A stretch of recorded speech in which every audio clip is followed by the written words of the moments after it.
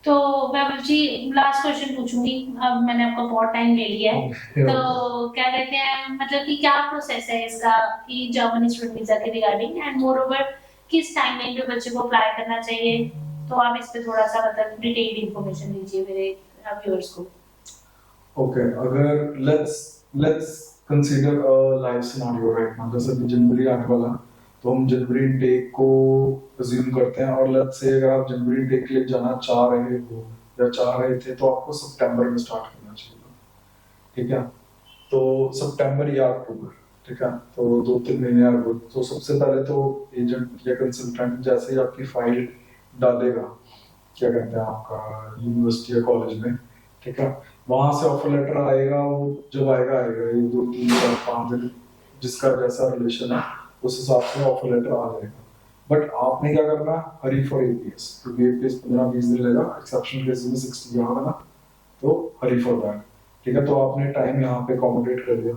अब जैसे ही आपका एपीएस आता है, साथ में आप अपना ब्लॉग अकाउंट खोलो और ब्लॉग फंड्स डाल दो उसमें, ठीक है? और जो डिपेंडिंग अपॉन क्या ऑफर मिला आपको, क्या कुछ जैसे मिल जाता 3,000 यूरो दे दो, या कुछ इनिशियल अमाउंट दे दो, कुछ वो होता है कि भाई आप पूरे साल की फीस दो, ठीक है? तो डिपेंडिंग अपॉन दैट आप फीस पे कर दो, ब्लॉग अकाउंट खोलो, फंड्स डाल दो, ठीक है? तो इतना प्रोसेस आपका इंटैक्ट होगा। उसके बाद अब आ गया अपॉइंटमेंट, ठीक है? जैसे ही एपीएस आया तो वैसे आप अपॉइंटमेंट कर दो वहाँ, ठीक है? अब अपॉइंटमेंट मिलने में भी टाइम लग जाता है, वेट लिस्ट है, सब कुछ है, तो आप लेके चलो 1-1.5 महीना आराम से लग जाता है अपॉइंटमेंट में, 1 महीना लगता है, 1.5 महीना मैक्स केसेस, ठीक है ना?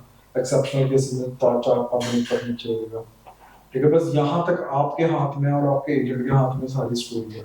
इसके बाद जब आपका पासपोर्ट चला गया, इंटर अपॉइंटमेंट लेके आपने दिया है, अपने डॉक्यूमेंट फाइल तैयार करके सबमिट कर दी, इसके बाद सब डिपेंड करता है वीजा ऑफिसर पे कि वो कितना टाइम लेगा, ठीक है?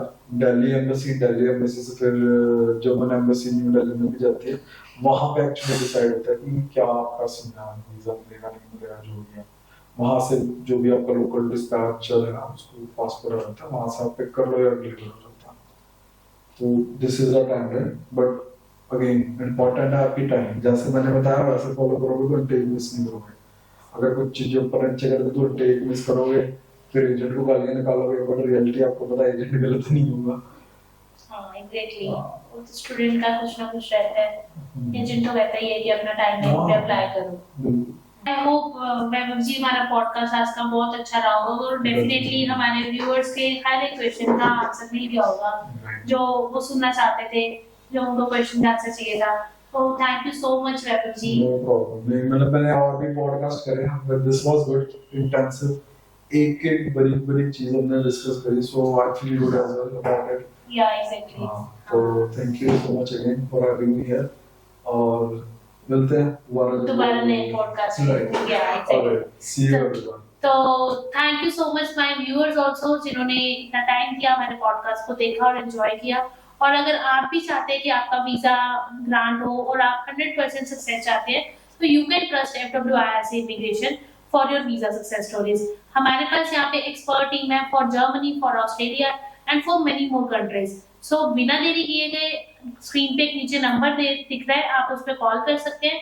एंड मोर ओवर आप ये पॉडकास्ट उन लोगों के साथ शेयर करें जिनको एक्चुअल में रिक्वायरमेंट है और जो जर्मनी के लिए डाउटफुल है और कंफ्यूज है कि कैसे वीजा अप्लाई करें। तो फिर सर मिलते हैं, और आप अपना ध्यान रखिए और डेफिनेटली फ्रॉडस्टर एजेंट से बचे रहिए।